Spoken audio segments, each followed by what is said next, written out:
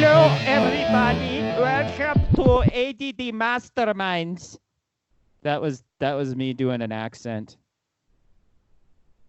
I'm here with Jimmy Humphrey and Immanuel Marsh. Say hello, fellas. Hello. Hello, fellas. He's a literalist. Hey, I was wondering, is it possible to just like make up your own accent? Like you just take like all the accents that you super love, but like you take words from each different language.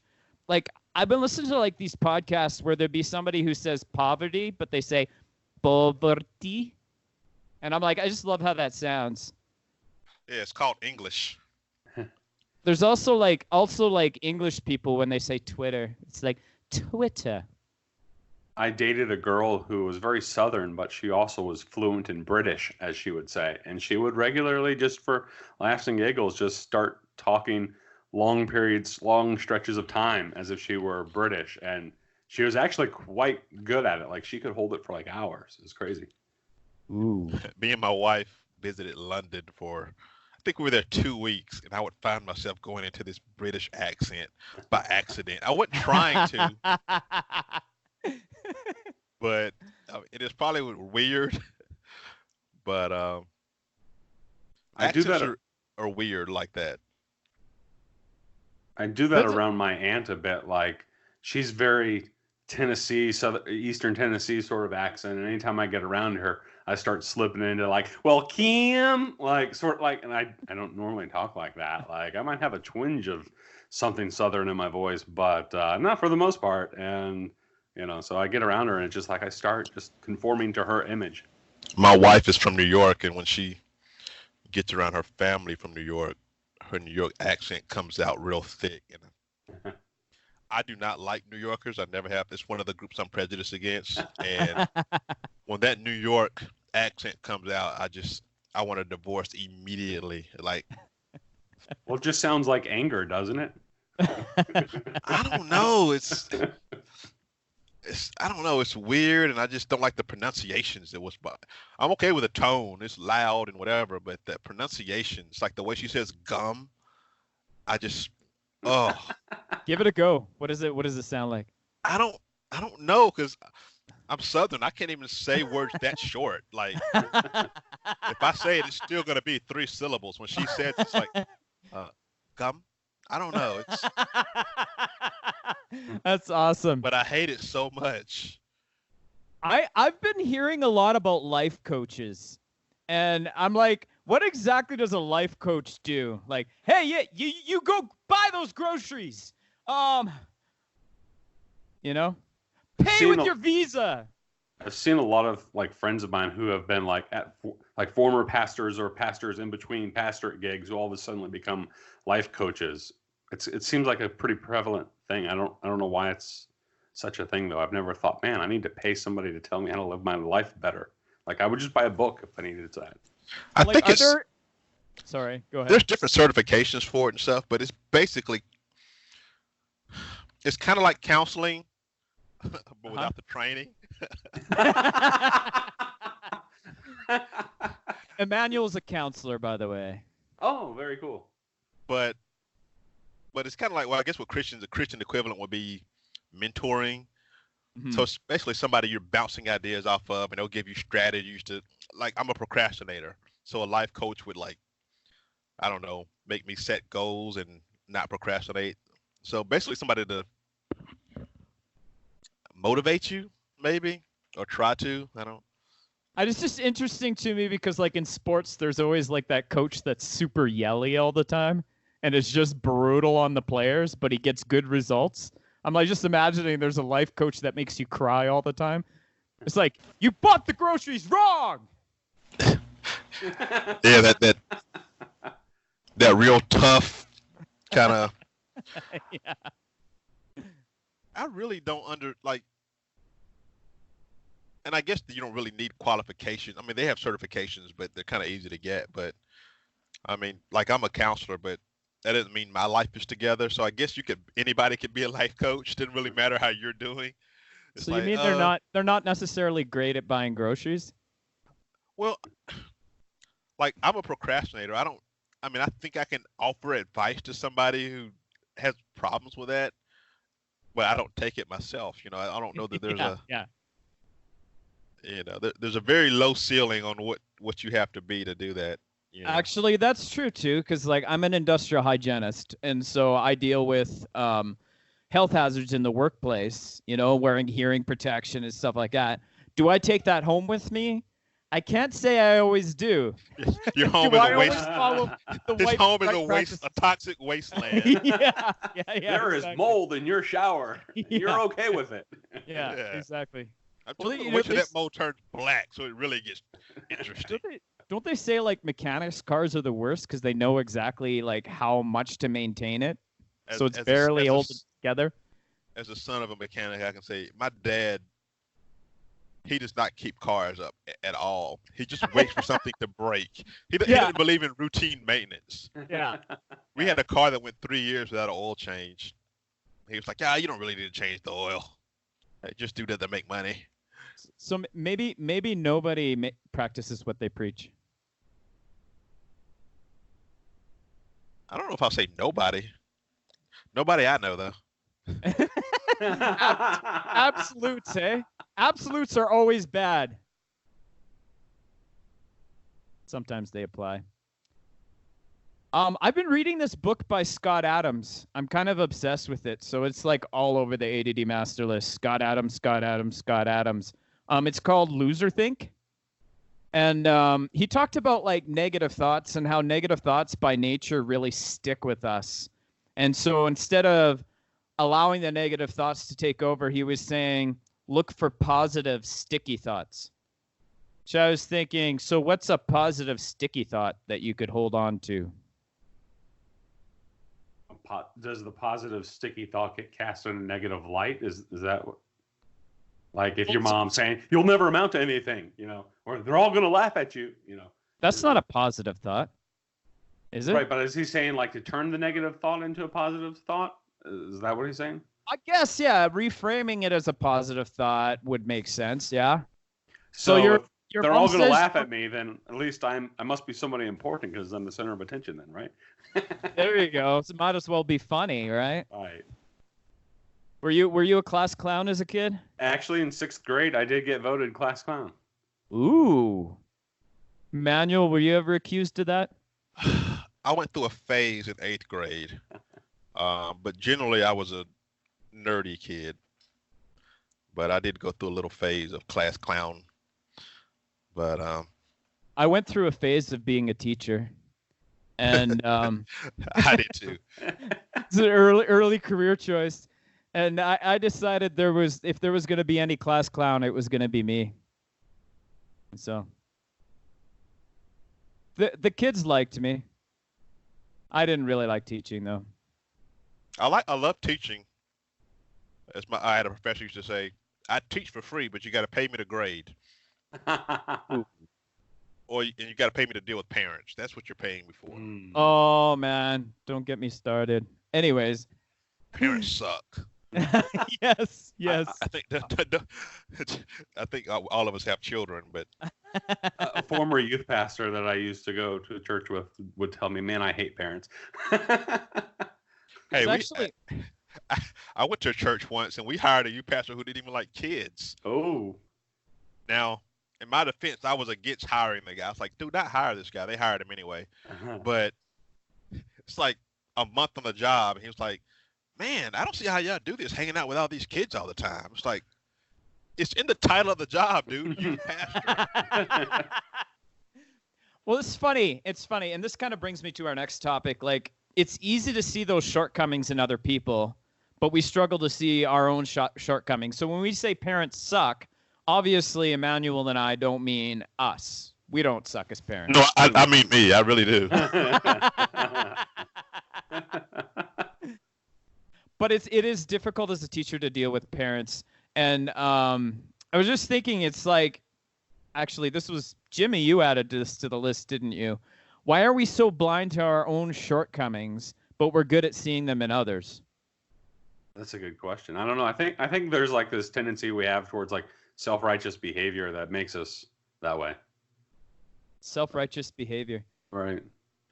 what really blows my mind is when Christians are that way. So why are we that way as Christians? Like, if we understand that it's by grace we're saved, not through our good works. Nope. It's who you vote for. That's what does it. No politics. No politics. Where's Christian or Theosaurus Rex? Is he always? He's always the politics police because he's very political normally. It's funny. There's some people I've had on the podcast that I've been really nervous about because I'm like, oh no, they're gonna talk politics. The reason why we don't talk politics is I don't know if I've probably said this a few times, but the first episode ever that I recorded with Jeff Hendricks, he's like, John, do you like talking politics? And I'm like, yeah. And he's like, I don't. Let's not. And so ever since then, it's been a rule. But I think what's really interesting is that as politics has become more and more divisive, I felt like ADD Masterminds is a safe place. ADD Masterminds is your safe place from political discourse. It's also your distraction from the family. Get it? It's like the opposite of focus on the family. That was a good episode, by the way. I did like that episode. The one where I said distracted from the family? No, Jimmy's episode about maybe we shouldn't focus on the family. Yeah. On his podcast. I didn't hear that one. Yeah, it's like 4 months ago, I think. Oh, okay. Yeah, he was talking about, I guess, family idolatry. Yeah, pretty much. Oh, okay, yeah, I did hear that one. Yeah. I like that. Yeah. So why are we so blind to our own shortcomings? I think we like our fig leaves a lot. In truth. There's something comforting about them. I don't know that people are blind to them. I'm pretty clear on mine. I'm rude. I'm a procrastinator. But don't you think that's rare that people are that way? That they're self-aware? I think everybody has blind spots. Yeah. In counseling, there's something called Johari's window. And it's like a window. Sounds very charismatic. No, it's not. It's like it sounds a window super mystic, yeah. With 4 panes, and then you got one pane that's like things we know about ourselves and everybody else knows. Then there's things we know about ourselves and nobody knows. Then there's things that we don't know about ourselves and other people know. And then there's things that we don't know about ourselves and other people don't know about them either. And so I think everybody has things they know, but everybody has a blind spot where they really can't see it. So people are self-aware. They're just not fully aware. How about that? Well, obviously the key, though, is to get in relationship with people who can see those things that you can't see in yourself, right? That's why we get married. Exactly. Although that only works one way, though, right? Right. Jimmy's at home telling his wife all the things she does wrong. Right. How's that working for you? It doesn't work. And my father-in-law just looked at me early on. He's like, apologize early and often. And that's all he laughed at. So say you're sorry, even when you're not. Right. It's your fault, even when it isn't. Speaking of which, the rain falls on the righteous and the wicked. How do we cope with that notion? I love that verse. Mm. It's my life verse. It's not really, but I do. but I do reference that verse often because, one, I think it clears up when people have really neat and tidy theology. Well, if you do this, and you do good, this will happen to you. Or if you do bad things will happen to you. And it's like, no, karma. Right. Yeah, it's like, no, good. Essentially. Good stuff happens to everybody, and bad stuff happens to everybody. Mm-hmm. I think of it as like a butterfly effect from the fall. And so I don't know if you're familiar with the butterfly effect, but it's like this notion that a butterfly in New York can flap its wings and bump a molecule that bumps a molecule that basically causes like a snowstorm in like India or whatever. I think I totally messed that up. But You know what I mean? Like, it's just like this idea that there's a chain reaction for everything we do. So if you consider like all the sin in this world, it's no wonder that we live in an unjust kind of society where, you know, crazy stuff happens. Like, I had a coworker who, she was in remission from cancer, and instead of them giving her like I think it was like a, you know, 5-hour dosage, or sorry, 5-day dosage, they gave her a 5-hour dosage. Sorry, they gave her a 5-day dosage over 5 hours, which basically killed her. The chemo killed her because it was so concentrated, right? And I was trying to wrestle with that notion, and I wanted to speak on it at my church because we had a tiny little church, and I wanted to preach about it. And this whole butterfly effect thing, I was reading about it. I was like, oh, that's interesting. So it kind of explains why like karma is not really true, that like every measure of good will be returned to you and every measure of bad will be returned to you. It's like, no. This world is wildly out of control. And the good news is that Jesus subjected himself to the same injustice we deal with every day. And he defeated death. Right? Preach, preacher, preach. So wait a second, did your friend, did that happen in Canada, where the home of universal healthcare? Wait a second, we don't talk about politics. Never mind. That's social policy. It's different. Right. The home of universal whatever. You know, that's good. Like, that's, you know, maybe you can tie that also to like the entire issue with, you know, getting self-righteous and stuff, because we always feel like we get what's coming to us that's good, or at least I think most people do. You know, we always feel like, yeah, of course I deserve the raise. Of course I deserve the promotion. You know, but then the person sitting in the cubicle next to you is like, man, how'd this idiot get here? You know? Yeah. Well, and to me, like, all success that anybody has is a combination of talent, hard work, and luck. Absolutely. Yeah. And so if it's those three things, it's like the only thing you really have control over is the hard work. You're born with the talent. The luck, I mean, maybe you can increase your chances by trying a whole bunch of different things. But it's just like, how can you be prideful when you realize a lot of what you do, like probably 2/3 of your success, is actually something you have no control over? Assuming it's like a 33.3333% of each of those, or a third. There we go. That's better math. One of the lessons I try to teach my students when I was teaching high school, which the parents did not like there were 2 words that you were not allowed to say. And I taught at a Christian school, but I wasn't the grammar police. You could say what you wanted to say, profanity. I was like, I'm not policing your speech, but you couldn't say fair or deserve. So students could say that wasn't fair, I deserve. Those would get you, you know, in trouble quickly. Because I'm like, look, that one, going back to Scott Adams, that is loser think. Mm-hmm. As soon as you set yourself up as deserving something, it really makes you kind of quit a little bit. Yeah. Because you know. Yep. Absolutely. Entitlement in all forms is such a negative thing. I'm surprised to hear you say that, being from Canada. Well, I think that's it, though. That's where things break down, because whether it's like, well, I worked hard for this, therefore I'm entitled. Well, you're not really understanding that even just having the ability to work, right? Like there are a lot of things that went into bringing you where you are, right? And so for you to feel entitlement for anything, like even, you know, love, I mean, it's like I'm entitled to the love of my wife. And it's like, really? How many times have you let her down? Right? Like there's just so much into it. It's like, it's almost like everything we have is the result of grace. And so we need to have gratitude. We deserve hell. Everything else is icing. Yeah.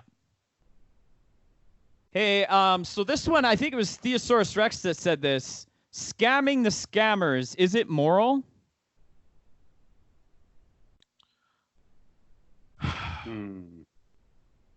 I don't think it's immoral. I don't know that it's wise. Yeah. Okay. This is something. Do you ever get like those weird messages from people that you don't know, like on Twitter or on Facebook Messenger It's been a while. or whatever? It's been a while. I haven't, but yeah, I've gotten them before. Do you have Aaron Disney on Facebook? Yeah. Okay, so he every once in a while he'll post like this conversation in Messenger he's having with someone, and so they'll be like, "Hey, how you doing?" And it's like some person you don't know, and Aaron will be like, "Oh, hi. I got those apples you ordered," and like he'll just go off like something ridiculous, right? So I had somebody contact me on Twitter and they started talking to me. So I'm like, I'm doing okay. I really miss intergalactic travel though, and I'm low on money right now. Do you have some money you could lend me? And like I just just going off and all this stuff. And it's so interesting to see how they respond, because it's like they're robots or they don't really understand English because they don't really react to the ridiculous things you say. But it's very entertaining to do that and then send it to someone and show them this conversation you had with your new friend. Yeah, I think a lot of those people are foreign. Yeah, I think so too. So with a prince in Nigeria then that wants me to cash a check for him, should I ask him if he'll cash a check for me instead? I actually heard a story. See, like to me, it's like when someone's trying to sell something to me, I try to sell something to them. And I know somebody who actually got a call from some scammer in India and they led him to Christ. Wow. Yeah. So I'm like that kind of patience. But it's so like, wait a second, you're calling and leading somebody to Christ to scam? No. Yeah, no, I'm selling them Jesus. Oh, okay, Yeah. okay. No, I actually heard a good TED Talk on this once. I don't listen to TED Talks much, but there's this guy who talk about how and like it's his thing. He always replies to the scammers on email, and he'll have them going months at a time. And he built a TED Talk around it. He actually struck up a friendship with one of these guys, and they actually started exchanging photos. And like the guy actually was in the bad part of Africa, and there really were exchanging photos. I'm like, yeah. And like they ended up like forming some sort of partnership together actually, and it was very interesting. I wish I knew the name of the TED Talk that it was, but I think it's a pretty famous one. So you can I probably won't look tell up. you where my mind went. I just thought that was funny. What are you wearing? Jake from State Farm. Khakis. Yeah, I see a lot of Christians do it. I don't do it because I don't think it's safe. Right. Because if you get the wrong scammer who's just like, okay, you're messing with me, because if you're on the internet, I can get your IP address pretty easy. And if I can get your IP address, I can get where you live unless you're using a VPN. And there might be somebody who's just unhinged enough. I know because I've been that person. Unhinged enough when I was younger to come see you in person. Oh. You know? Because like I get it if you're doing it for like 5-10 minutes, but when this goes on for months and you're going back and forth with this person, that person probably isn't all there. You know? Yep.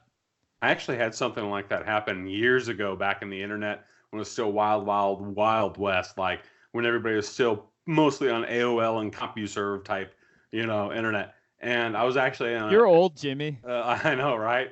And I was talking to some guy online about some sort of theological stuff, and he got so mad he actually called me up at my house. Somehow, I don't know to this day how he found, but he found our phone number, and he called me, and he was like, claiming that he was some sort of rabbi or something, and he was really angry at me, and just like I was like, "Whoa, buddy!" Like, I'm going to step away from this for a little bit. It was pretty freaky. Yeah, it's not hard to get anybody's IP address, and then IP address are attached to cable bills or whoever your internet provider is, and has your address, and that it's Wow, so it's not wise. So it's getting dark. I'm getting a little freaked out here. This is a scary episode. This should have been your Halloween episode, John. The scammer is coming from inside the house. Ghost. We did an episode where I was talking about how like the ancient ghost is kind of spooky. Ghost. Hey, so artificial intelligence. This kind of is along the same lines. I'm not gonna say segue because that ruins the segue when I say segue. So I'm not gonna say segue. Artificial intelligence automation. Is it really gonna destroy the workforce, or are the predictions of doom and gloom just hype from people looking to take advantage of us? It's going to destroy the workforce. Yeah? See, I'm a bit more optimistic than that. At least for a little while, because it's going to start with low-skilled people. Mm-hmm. Yeah, like the tellers and stuff. Yeah. Self-checkout, bank tellers. Then it's going to move to self-driving cars. So there go your truck drivers, which in America, truck driving is one of the highest. I mean, most people here are truck drivers. A lot. It's one of the biggest employment groups are truck drivers. And what are those people going to do? You don't. Your skill is driving. They're going to take coding. Everybody's going to code. Right. Everybody will code. Hey, that'll get you kicked off. We'll never saturate that market. That will get you kicked off of Twitter if you tell somebody to learn to code, by the way. Oh. But we don't get political, right? Yeah, no, I see. It's funny because, and maybe it's a little naive on my side, but I'm just kind of like thinking, well, they've always said that. They said that in the 50s that we would all be like sitting and not doing anything because we won't have jobs because robots will do everything, right? Right. Well, and I'm thinking those robots never happened, but they're happening now. You know? But I think about like, you know, someone like a farrier, and how farriers probably had, you know, a whole lot of employment in the 1800s, and there's not as many farriers anymore, is there? But yet there's people that are employed. They became welders or something, you know. Yeah, exactly. Or machinists. Yeah. But eventually, I'm not saying people can't learn other skills. Right. But but the 50-year-old truck driver is not going to learn the code, and he's probably not going to be a machinist or fixing the machines, because first, who's going to hire him anyway? He's 50 years old. How hard it is to find work when you're... It's supposed to be super hard, yeah. I remember I had a client once who was... He was an engineer, electrical engineer. But anyway, he was like in his 60s, and he wanted to work, but nobody would hire him because he was in his 60s, and they could always pay somebody who was younger, and you know. But it's gonna be bad for a while. Then when that generation, I guess, dies off, and then the new generation. And then we'll just wait for them to die, and everything will be fine. It'll be new fine. Generation of tech support and robot mechanics will rise up. That's, you know, but eventually everybody's going to work for Amazon anyway. So, man, that would be awesome. They can just keep my paycheck. Yeah, they already have my paycheck anyway. I think the Amazon truck's been here about every day this month. So man, I thought I had a problem for one while, because literally it felt like every day there was an Amazon out.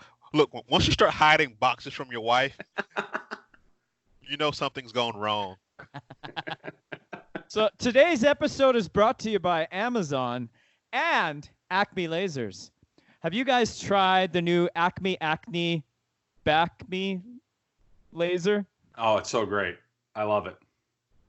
I have a lot of testosterone, like a ton. I know you guys can tell just by my voice, I have a lot of testosterone, plus my kind of balding head. But yeah, and so I tried it out. You just got to be really careful with the heat settings. I have a few burns. My skin's very sensitive. I have to be careful. My wife has to use the laser on me. I can't do it by myself because I might burn myself. Wow. We'll send you one, Emmanuel. I mean, not that you need it. No, I don't need it, but I'll take it. I like anything that burns stuff, so I'm down with any kind of laser. So back to Scott Adams, my favorite book right now. He was talking about how his car is really dirty. I don't know if you ever heard him in interviews. He talks about his dirty car and how it never gets cleaned. And he said, people are going to have a whole bunch of different theories about why his car is dirty. Yeah. And he said, oh, well, maybe he doesn't have time or maybe he doesn't care. And he said, actually, it's a totally different explanation that you wouldn't think of. And he said, I have this phobia of public instruction. It's like following instructions in public. Actually, I kind of feel like I have that phobia sometimes too. It's like, hey, do this dance. And they show you how to do this dance. And I'm like, yeah, I can't follow you. I just, I don't know, my ADD. I'm like, what? My right hand? Yeah, I don't know. But he said that, and it was kind of interesting because he said that, like, he talks about think like, and he has a list of things, like list of different occupations that you should think like. And so for this section, it was about think like an artist. And he said, the reason why you're not thinking about another explanation other than I'm lazy or I'm too busy is because you lack the imagination. Mm. And so it's like imagination is needed to think rationally because you got to think there's probably more than two explanations to this. Yeah, I would agree with that. And I don't have that phobia, but I'm sure everybody can relate to this. You guys have kids and wives, but I'm weird about this. I don't play when it comes to my food. And so when I go through a drive-through, I want my order to be concise and precise. And so I know what I want because I go there all the time. I get the same thing every time. I just know my order. But my wife is like, I want this and hold the tomato. And it's like everybody has these weird orders. Nobody knows what they want. And then my brain locks up. And so I'm just like, I will not go through the drive-through with my family. I just won't. I just like, look, we're just going to eat at home because it's too much of a hassle. And my brain locks up trying to like take in the input of, all this stuff. And I feel like I'm on the clock. It's like, look, people are behind me. And it's just like, yeah. Well, see, that's why you just have to go to Chick-fil-A and nowhere else because they're going to get it right every single time, and there's not a lot of variance. Right, but I won't get it right. That's the problem. Closed on Sunday. What do you do right now? John, you don't even know what it's like to have to suffer without Chick-fil-A on Sunday because they don't do them up there where you are, and like actually, it's a real problem.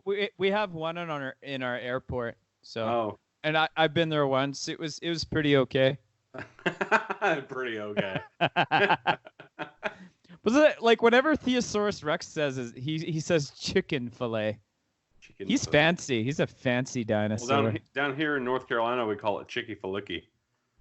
Theosaurus Rex, the fancy dinosaur. I could picture him like in a top hat. Totally. That's the title for this episode. Theosaurus Rex, the fancy dinosaur. Now he's gonna have to listen to this one. Right. He's working late, so he couldn't make it. He's gonna see the episode and he's gonna become paranoid about it. And he's like, wait a second, I wasn't on that show, was I? Hey, so I was thinking about like what it's like to be a part of a band, and man, I wrote this a long time ago, but I think this is what I meant. But being a part of a musical band. What kind of band were you thinking? I don't know. Band of Brothers. Band of Brothers. Well, it probably works with that too. I only know what it's like to be on a hockey team. I don't do music. But it's like I think it's almost like Paul's analogy of the body. It's like I'm a hand or whatever. I think a band analogy works similarly. Where it's like we each have roles, whether you're rhythm or you're bass or you're the guitar player or you're the keyboard or you're the singer. And it's like together we create something. And I feel like in many situations that we're in, whether it's just as believers or even like this podcast, it's like we all kind of serve a certain role, which is cool. I don't know where I was going with this. I'm just going to move on.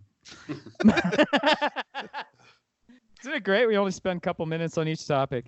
Hey, do you notice that there's a lot of people who like will make a tweet and then like it'll take off, and then once it takes off, they're like, "Oh, by the way, check out my SoundCloud."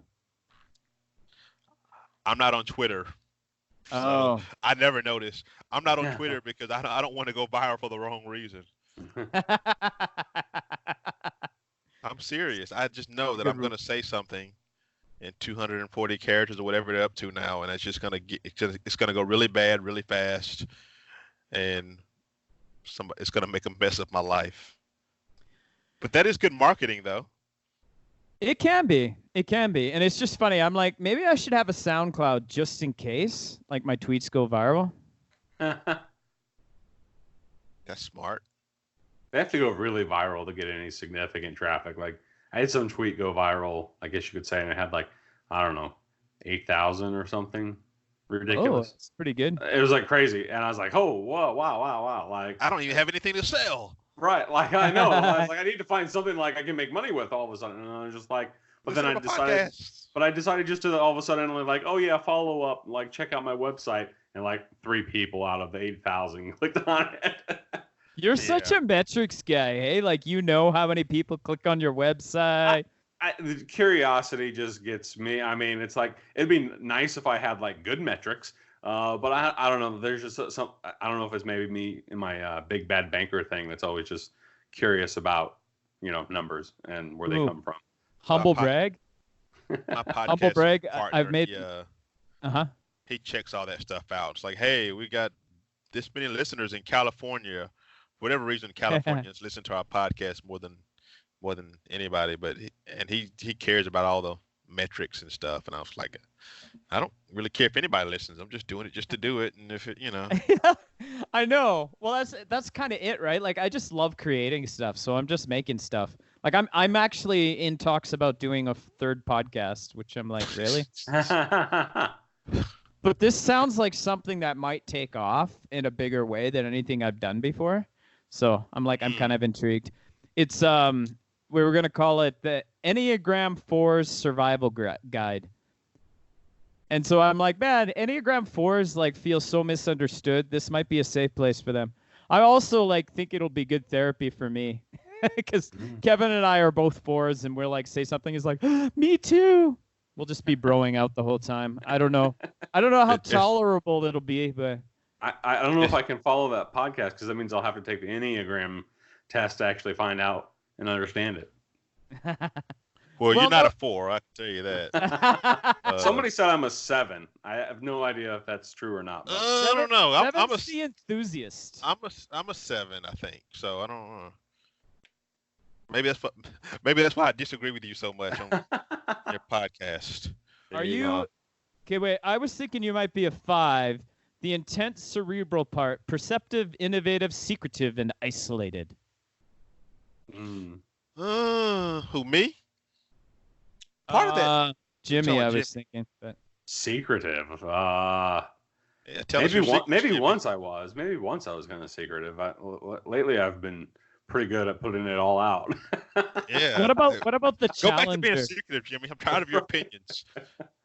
The challenger, the powerful, dominating type, self-confident, decisive, willful, and confrontational. That ain't me. What is that? That's the 8, the challenger. Yeah, that's not me. Yeah. Anyways, what I did is I read the book. I think it was The Road Back to You. Somebody told me that if you read this and then you read the section on each type that talks about some of the negatives, that'll hit home. And I was like, oh my gosh, I'm the individualist. And it's like just being easy, becoming self-absorbed is something that I just have to watch, right? So anyways, I don't know where I heard this, but someone was talking about the way we look at the future, and they said you could be future phobic, future passive, or future guided. It's almost like in the company I work for, they were like talking about how you can react, or you can thrive, or you can drive change. And it's like anticipating the changes that are coming up and preparing for it. And so I guess maybe, as we look to 2020, how do you guys look at 2020 right now? Like, are there things you're anticipating? Are you hoping to just react, or are you actually being proactive and thinking, this is what I'm going to do in 2020? I don't think I've anticipated anything Right. since I've been a parent. I just try to make it one day at a time. I'm future passive. I just Just make sure all fingers and toes are accounted for at the end of the day. I'm just trying to hang on, man. I don't. Yeah. I don't know. I think about the future, and I think about goals and stuff, and things like I put things on the list, but I don't like really think about them usually in context of like years. Like, oh, I'm gonna like this. 2020 is going to be my year of jubilee, and I'm going to have my breakthrough, and I'm finally going to see clearly. Right. I'm just waiting. I'm waiting for all the charismatic, NAR types to come out and just be like, 2020 is going to be your year of clarity. Says the Lord, Yeah, it's like, clearly that must be the Holy Spirit, because that was brilliant. Like, I don't know where you got. Oh, wait, the year 2020. Oh, I see. Oh, wow, a cheesy pun that I can make into a prophetic word. Wow. You know what? Now, see, if I was on Twitter, I would say something snarky like, 2020 is the year of fake prophecies. I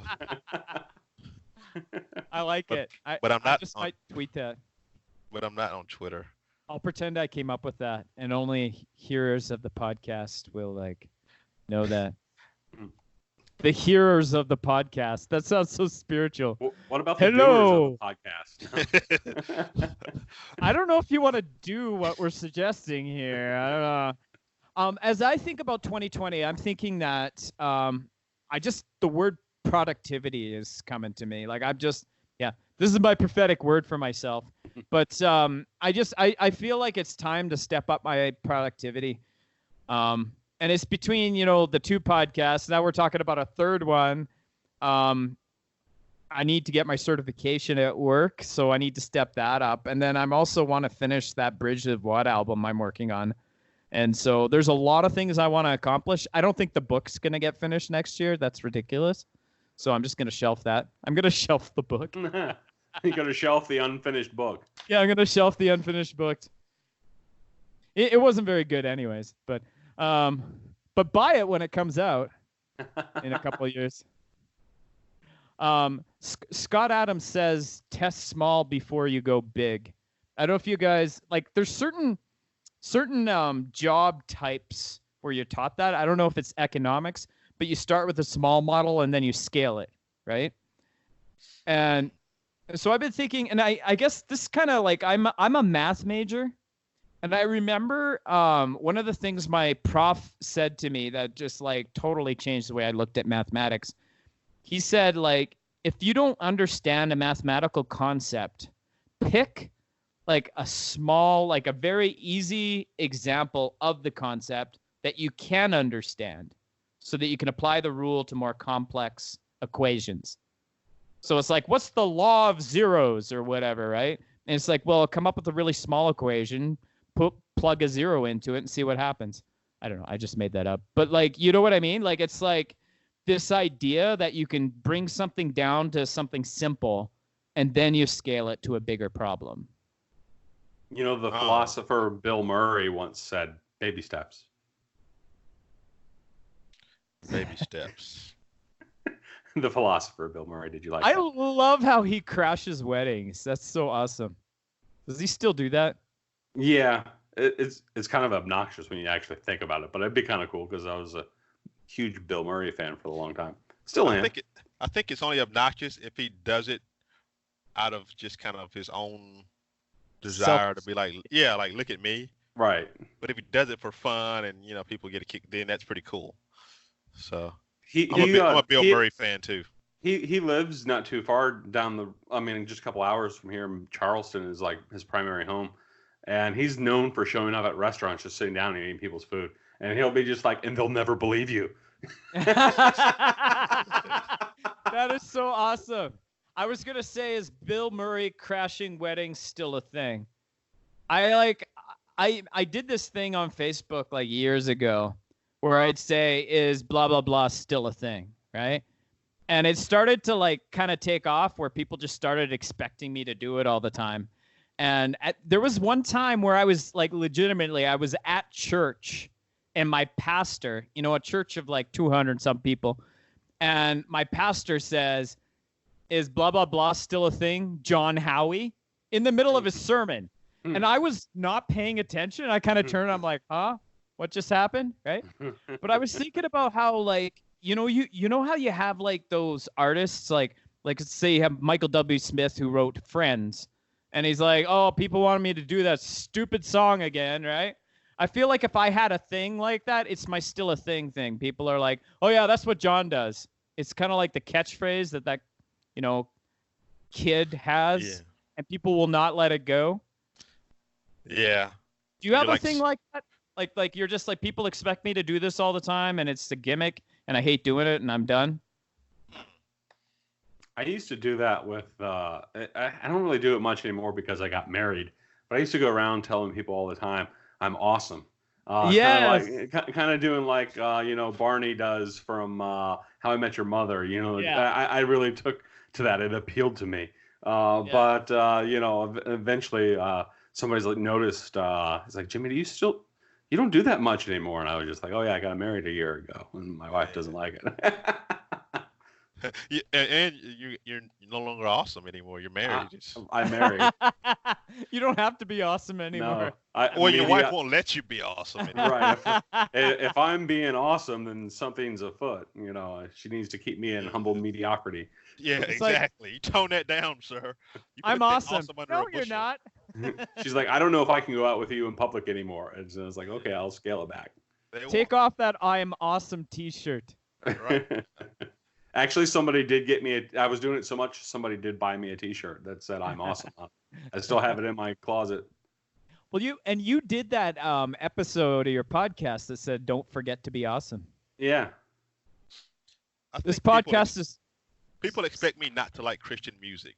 I think that's so anytime there's something negative about Christian music or Christian movies. Yes. Like, I get that is your thing, isn't it? All the time. Anytime somebody says something negative about a Christian movie, people send me stuff. They're like, Emmanuel hates Christian movies and music, so he'll appreciate this.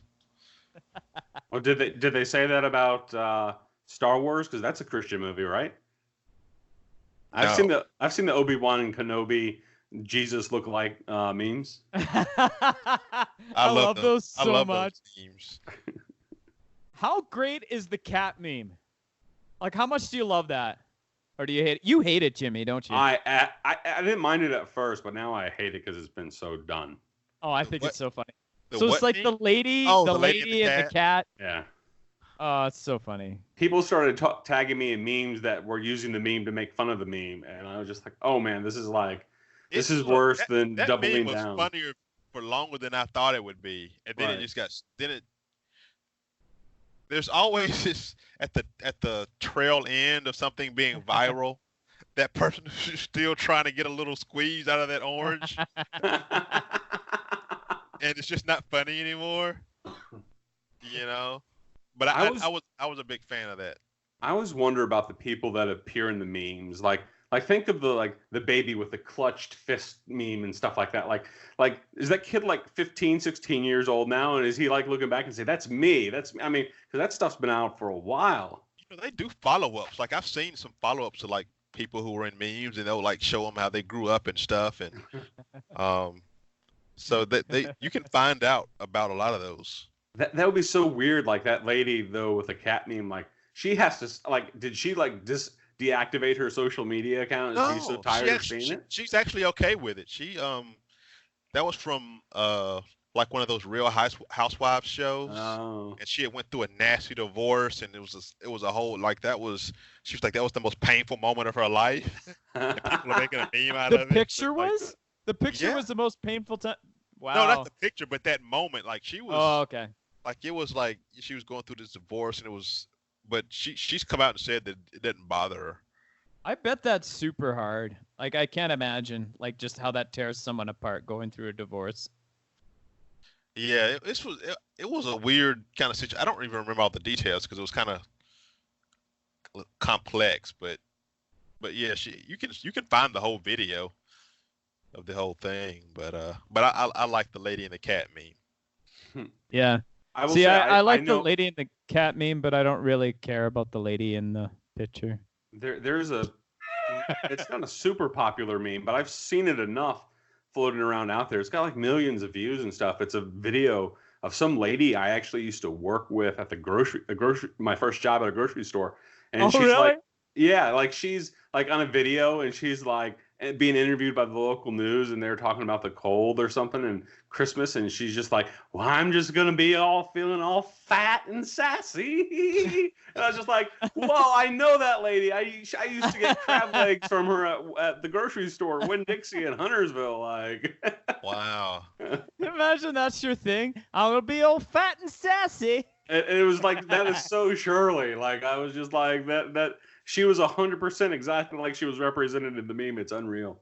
Did you get a meme autograph from her? No, I have no idea where she is these days. But haven't like, seen it Is was that different fantastic. from a regular one? Like a meme autograph? It's I don't know. I just made that up. I don't know if that's a thing, but It should be. that would be kind of cool though, or creepy if you just had. Can memes. you autograph my meme? Well, you could do that if you have a touchpad laptop. Ooh. You could do that, which I do have a touchpad laptop. Or if you just have your cell phone around, you're just walking around, you just be like, if you have like Photoshop or something on your phone, just mark it up right here, Yeah. Sell it on eBay. So, Scott Adams, it was interesting. There's like people say stay in your lane. His advice actually is get out of your lane as much as possible, like safely. But it's like this idea, like even in the book that I read, The Death of Expertise, he was saying that like, I think it was Death of Expertise, where he was saying like, if you are like become an expert in one area, you're basically stupid about everything else. And then you just like kind of use your expertise from that one area and apply it to everything else, and you suck at thinking. But if you dabble in a whole bunch of different things, your problem solving is actually better because you've been exposed to different ways of thinking. Because even within this book, Loser Think, like he says, think like an artist, think like an engineer, think like a scientist, right? Like there's all these different schools of thought that he's saying will make you a better thinker. And so I was like, that's interesting. Are you guys try to be diverse in the way you think? And I'm realizing that most people can't do that. They're not like, you may have had this experience when you're either debating or discussing something with someone and you realize that they don't have the mental capacity, training to even think the way you're thinking. And so, I was a psych major and we had to do experiments and stuff when I was in college. And so I can't think like a scientist. And so is that political? Well, somebody will compare one situation trying to make a point. They'll compare one situation to another situation that happened, and they'll conflate the two and say, see, if this, this person did this over here, this person did this over here, that means that everybody everywhere is doing this. Bad analogies. And I was like, well, actually, to really say that, you'd have to have those exact same people in a whole different other place. Yes. Or in a whole different, and you have to repeat that over and over again. And then you can make that difference that you're trying to make. Exactly.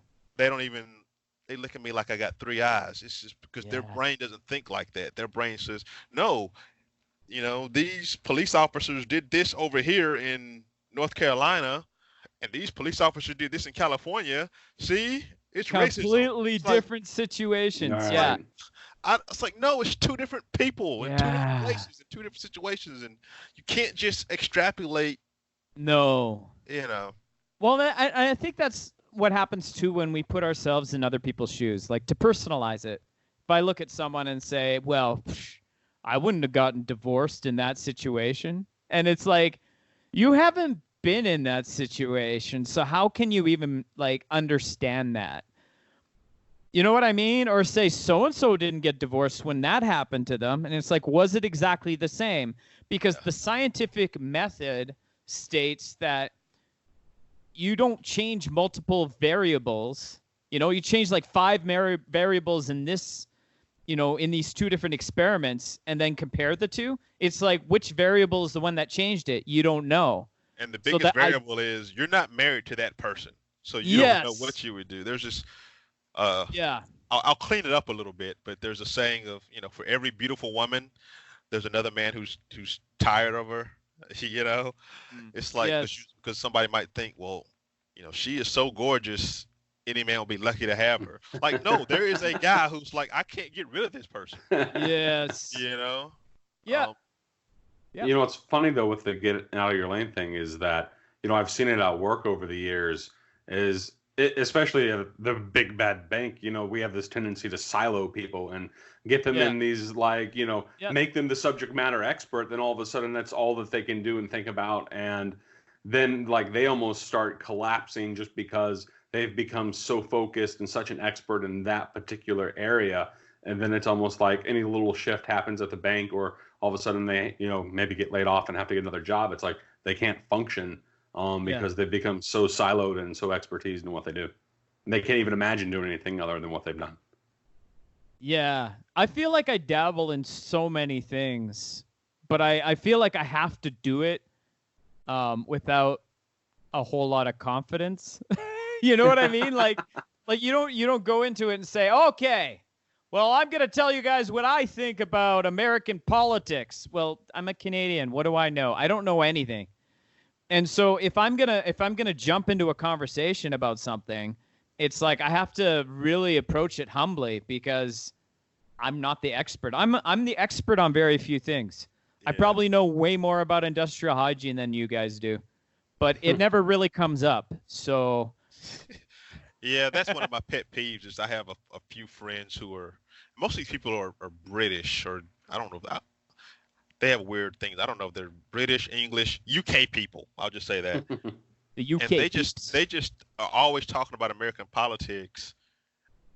And I'm just like, one, I was like, have you seen your country? It's not great, but but it's just, they're applying, you know, they're just painting everybody with a broad brush, and it's just it's so annoying to me. It's more than annoying. I'm not saying you can't be critical, but to be critical and act like you know what you're talking about are 2 different things. Well, there's a certain amount of arrogance that is just not required. I mean, generally speaking, arrogance is not warranted. I mean, at what point is it like, all right, your arrogance is warranted now. I'm the hygienist. Out of my way, everybody. I can deal with this mold problem you have in your house, right? Like, it's... You still need to respect people and like hear them out and then correct them if they're wrong about something gently, right? I think social media causes a lot of that. Yeah.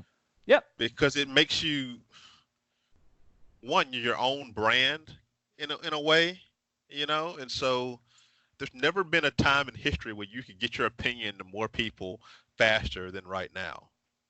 It's basically... Basically, we're all monkeys with guns. Am I right, Jimmy? Yes. Yes. That's what the song's about, just so you know. I know.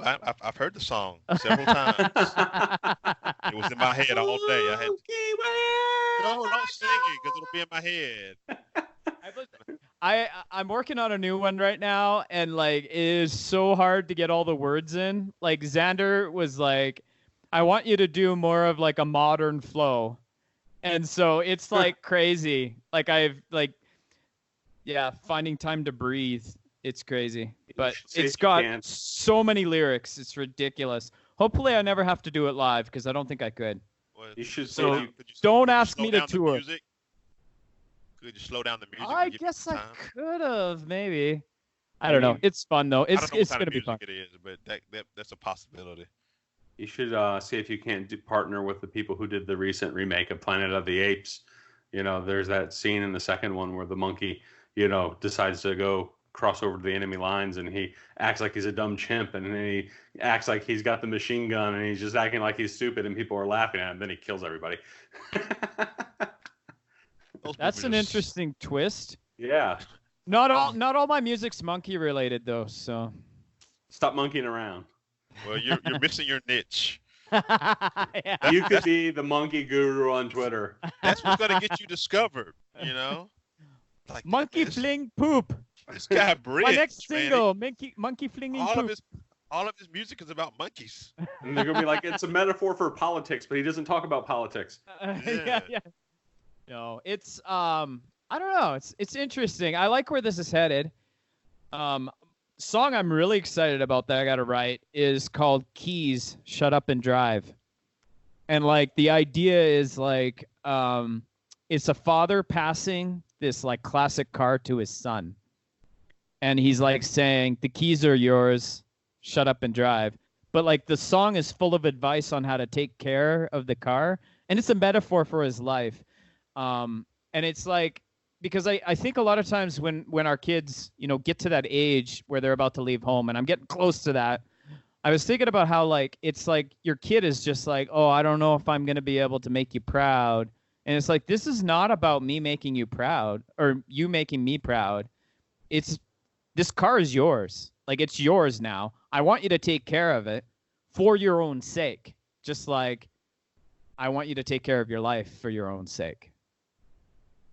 And so, anyways, it's going to be fun. I'm not even... Sorry? I like the concept. Yeah, I'm not sure how it'll come back together. In there, though. Where's the monkey, though? Is the monkey in the passenger seat? It's going to be such a controversial song. It'll be John's first without a monkey. Monkey with a car. They're going to start calling you the Kanye of those types of songs you make. Yeah. Like, he doesn't make those songs anymore. Hey, so in counseling, have you noticed that there are people, and I don't know if it's a personality type or if it's just like a flaw in human nature, where it's like ruminating about trauma just creates more and more stress and causes more and more damage? Yeah. People can get fixated on it. And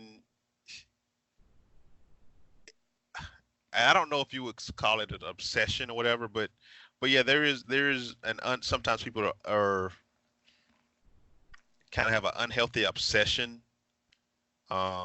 It's really related to like PTSD, right? And there are therapies that help with it, kind of help desensitize you to trauma. Is that like an exposure kind of thing? Like you're kind of exposed to whatever it is that triggers the trauma? No, you can do a EMDR, eye movement can't even say it. Desensitization. It's EMDR, and it basically uses the way that our brains work and rapid eye movements to kind of like rewire your brain. Interesting. And so that the trauma isn't, that memory isn't as strong. But yeah, that's definitely like a PTSD situation where you just, that it's always there, you know? So you're being re-traumatized by the trauma, if that makes... And it's kind of pushing that down to the background, so it's more of a hum than something that's screaming in your ear. Is that kind of... Yeah. It's, you know, and I'm not a practitioner of it. I know people who are. Yeah. Yeah, it's just a way to, like, it doesn't erase it, but it definitely kind of dulls it. So it's not a sharp pain. It's just a dull. So you can at least get some relief and deal with it. Yeah. That's interesting, because what I find too is like sometimes people will have some kind of a trauma that they keep reliving, and they'll maybe have a partner that they talk with about it, and they just keep repeating the same stuff over and over again, and it's just a cycle. Like maybe that's a codependent relationship. And I actually heard that if you have some kind of a trauma and you go talk to someone at a bus stop about it, it actually is more therapeutic than someone that's heavily involved. Because it's almost like you have this mirroring that happens. So you kind of have this mirroring that happens with someone who isn't actually involved in the situation. and it brings your stress level down. And maybe that helps put it in the background instead of it's something that's at the forefront when you're talking to someone who's heavily involved in that situation. Well, if somebody's heavily involved with you, there are, one, you may not be as honest with that person because they've got skin in the game. And two, they may not be that honest with you because they have skin in the game. So somebody who just doesn't know you at all, you may be more likely to tell your story differently in a way that you would tell it to the other person, and they may hear it differently because they don't know you, so they don't have that extra filter. If that makes sense. So more honesty that way. It can be, or it can be more dishonest that way, because the person who knows you might kind of know when you're full of it or not. You know what I'm saying? So it can go either way. So you almost need to talk to people that are at varying levels of like knowing you to walk through things. And this season of our podcast, I'm talking about my kind of counseling philosophy, and that's one of the things that grace is supposed to do for us. Is it lets us be imperfect and still be loved. And so you are that's huge. You're not worried about how you look. You're not worried about being rejected. You're not worried about being punished. There's no fear in love because perfect love casts out fear, because fear has to do with punishment. So you're not worried about being punished. So you can say, oh, I can be imperfect, I can be flawed, and I can tell this person, and then it doesn't change our relationship. And that's supposed to be freeing. That's kind of what the church is supposed to be able to do. So knowing the person shouldn't be a barrier, but often it is because we're just so afraid of being rejected or being, not thought well of or being shamed or whatever. So maybe that's why so many people turn to online forms of things like be it Twitter, or maybe Twitter's not the best place. You can get plenty of shame on Twitter, but you can also find a lot of people who will sympathize with you and come and hear our round. Like you know what it's like to get maybe you don't, Emmanuel, because you don't do Twitter, but do it on Facebook, where all of a sudden you're on somebody's Facebook page or Twitter thread that obviously has 10,000 friends that think exactly like them and feel the exact same way, and then they like all their friends posts. Echo chamber. And it's like, whoa, I'm clearly like almost on a different planet from these people. But and they don't even realize they're in an echo chamber. Right. And but it's like so people find those little communities to find that freedom because they couldn't probably talk about it in real life with folks. Yeah. And they may not even know that they're in it, Right. This is where my Enneagram 4 kicks in, because I'm like, how boring is it to just hear people say everything you want to hear? Like, I want variety. I want to change the channel. Like, I want to hear some other thoughts here that challenge me. I mean, but I think most people probably aren't there. That's why like you have the polarization of America with a lot of things. That's why people only turn to one news outlet over another, because they want that, I just don't get it. I'm like, I don't understand normal people. Normal people drive me crazy. And it's like what Emmanuel was saying, these people aren't ready to think that way. And I'm like, well, you guys are boring and I hate you. That would be a great title for your podcast. Normal people are boring and I hate you. There you go. Yeah.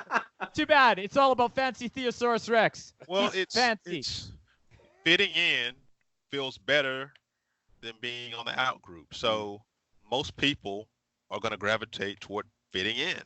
Right. Yeah. And I never really fit in. And now I don't either. I like to think I've chosen not to fit in now. So maybe that's why. I was listening to this podcast. It's called The Heretic Happy Hour. I mean, you two would love it. But I like Happy Hour. I don't know. I think I heard you recommend it once. I listened to it, and I was like, okay, I will never listen to that again. Yeah, I'm pretty open-minded, but Howie can listen to stuff that I can't even stomach the title of it. It's just just gonna make me angry. But what I thought was really interesting is they were talking about, like, it was psychology actually, and they were talking about consciousness and how psychology is having such a hard time pinning down consciousness. And I can't remember exactly what the experiment was, but they were able to basically pick up that consciousness comes from outside of the body. And it's kind of like a radio signal, and how the Holy Spirit is kind of the same kind of thing, where it's like a radio signal. It's like everywhere. And it's kind of like when you were talking about that hum of trauma, I can sense that there's kind of like a hum of Holy Spirit everywhere we go. And it's like God is working in our midst, and you can kind of sense him there.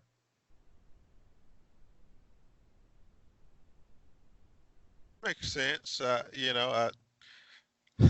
don't know if this season of life I'm in right now that I can sense them, but there are times, yeah. That's interesting, that research though.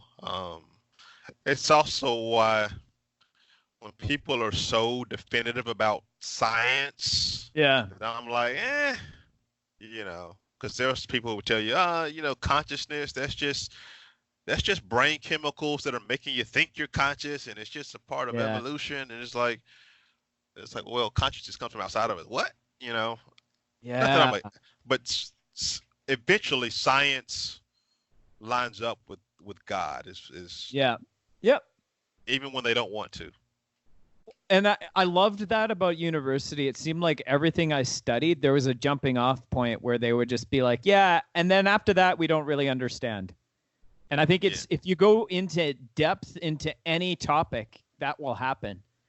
And it makes me think, well, somebody does understand it. Yeah. Right? And it's like, even true with theology too. If you go too far, there's stuff that we just don't know. Now, people like to fake like they know and feel all authoritative, but that's why it should kind of engender some kind of humility when it comes to all fields, but especially theology. Absolutely. Well, there's this infinite mystery of God that we can just delve into and pursue for all eternity. And it's like, that's so cool. Like, why would you want to just close the loop and say, no, it's simple. God is this. And it's like, I don't like that God. No, that John, people it's all objective, and it can all be put in on a checkbox somewhere. It's all theology. It's purely objective checkboxes. That's dumb. That's dumb theology. It really is. Well, and this goes back to maybe enneagram and personality types. Certain personality types are comfortable with not knowing, and there's certain personality types that need to have a box to put everything in. Yeah. And if they don't have a box to put it in, it makes them uncomfortable, and it's like, I need to put it somewhere, And some of us can just kind of just throw it on the table and just stack it there, I'm comfortable not knowing my enneagram number. Are you? Yeah. Are you? No, I will be for 10 years, and then 10 years I'll be like, okay, I finally give up. I broke down. I'm gonna like I said, I don't know my number. I think I took it like a long time ago, back when all those different tests were a thing.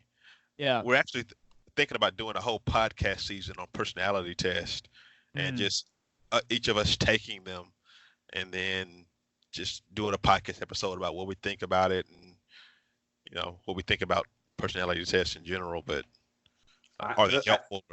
I think the reason I have a hard time with personality tests is because I feel like I'm always trying to skew the personality test to meet whatever outcome I perceive that if I answer it this way, it'll tell me what I wanted to already know. Like, if I take Peter Wagner's spiritual gift test, I'm always the greatest chief apostle that there ever was. Like, But if it's a good test, it will account for that, because it will know there's a person out there. Because see, I'm the opposite of you. I'm the kind of person who doesn't want to skew, and so I'll overanalyze everything. Like, I really feel this way, But a good test will. That's why if you're really taking a really good personality test, it's long. Yeah. That's how it was on eHarmony. Like, it was like 500 questions. Some of them were the same or slightly worded different, and it was like you really couldn't skew it. Yeah. Are you a psychopath? Are you sure? Are you really, really sure? Or you tested for a psychopath? Yeah. There's new Are research. you into psychopaths? There's Are some new you research sure? that came out that said that the psychopaths, they can have empathy, they just don't want to. Well, that's like what is that like empathy versus like cognitive empathy versus what was the other one? But there's the actual empathy, like feeling what the other person's feeling, and then cognitive empathy is understanding how the other person's feeling, right? And I understand how you feel. I just don't care. I'm still gonna Exactly. I'm still gonna hit you with this brick. Does this Yeah. hurt? Oh, that's too bad. Oh, it's Yeah. amazing. Well, Probably how politicians work. I think we need to wrap up. It's been like an hour and 15 minutes according to Skype. We still have 10 topics, man. We have so many topics. And The good ADD one- and Master the good ones are at the end. Come on, let's. The ADD Master List is infinite, so You should I don't start know. it at the end of the list one time. Next, I remember- you just go scroll to the bottom of the list and work your way up. I'm curious why you had this. I'm curious about what group pics is in here for. Oh, okay. Hey, I'll do that one. We'll finish up with it, okay? All right. So I know all of these, like a lot of these things on the list only make sense to me. But I was thinking about how like when we get group photos taken, there's always that person who's just like, oh, not that group photo of us. I look so stupid, right? And they're like, oh, this is embarrassing. And it's like you do realize that every person in that like photo, when they look at that photo, they're not looking at you, right? They're looking at themselves. And it's just putting things into perspective. Like most of the time that we think people are scrutinizing us, they're not even paying attention to us because they're so wrapped up in themselves. That's mostly true. But if I get murdered and they do a Dateline special about me, they're gonna pull up that group photo and they're gonna halo around my little goofy looking face, and then everybody's gonna see it. Well, And then everyone's going to be like, I'm glad he got killed because he looked goofy in that photo. Well, see, the key to taking group pics is always to make sure that you do something that draws attention to the fact that you were in the photo. I hate taking pictures in general, but especially group photos. I Group don't photos have are bad. I don't have a problem with my photo being taken. I just don't like looking at it after. Well, I don't mind my photo being taken, but I don't want to have to pose. So once you start rearranging me like some marionette, it's like, you all right, now chin up here. Okay, you in the back, come in a little bit. All right, angle 45. Once I got to take directions, I'm out. It's like, I hate that too, especially as like I'm tall enough to usually be in the back row, but not tall enough so as to completely clear the person in front of me. And Yeah, so me too. it's like I'm always gonna like head all the way over or like very out, like so you only end up like seeing part of me, like and it's usually a very small which I'm part. perfectly okay with. But yeah, I'm the same way. It's not a fan. My wife loves to take pictures, and it's one of those things that I had this list of things that to talk about in premarital counseling with couples that never come up, and you have to just like picture taking. That's one of the things you need to discuss in premarital, because if it was a divorceable offense, I think I might be calling a lawyer. I hate it so much. I've noticed that some girls, like especially like college age ones, they've definitely become like experts at the group pics. Like I've noticed that like certain ones will definitely have like hand on the hip and their knees slightly bent and turned inward. Like No, and then they have a set pose that they do that pose in every picture they take. it's crazy. See, Like, I usually just standing don't there trying to, overthink it. I'm just like trying to stand there. It's like I hope my hands don't look weird while I'm standing here. Yeah. I don't know. Well, It's just weird. like I'm not a smiler, and then they'll like want you to smile, and then if I smile and don't want to, it looks weird, and it's like this weird like, yeah, it's like this weird like. By the way, guys, this podcast should be on YouTube at the Air Smudge Air YouTube channel. Thanks for nothing. Where's his royalty check? So Emmanuel, your Don't podcast demonetize this. your podcast is called So Tell Me About Your Mother, is that correct? Yeah, so tell me about your mother and me and my buddy Kent. It's a very niche, but it's just two guys who are Christians and counselors and fathers and husbands and friends. Just right now, we're just kind of talking about counseling. Like the season we just finished up, he's talking about his counseling theoretical orientation, and then next season we're talking about my my counseling philosophy, and then we'll branch out into some more stuff. But yeah, it's pretty niche, but there's some gems in there. I love psychology so much. I could just listen to it all the time. And Jimmy, you've got the Jimmy's Table podcast. Yeah, jimmystable.com. If you want to just go to the main page, jimmystable.com/listen. If you just want to binge watch me like I'm Netflix or something. Yeah. It should be called Jimmy Rails, because that's what he normally does. He's just railing on stuff. Oh no, there's some railing, but there's lots of there's weird episodes too. Like I did 2 episodes on Christmas or something. It was like yeah, materialism and all right.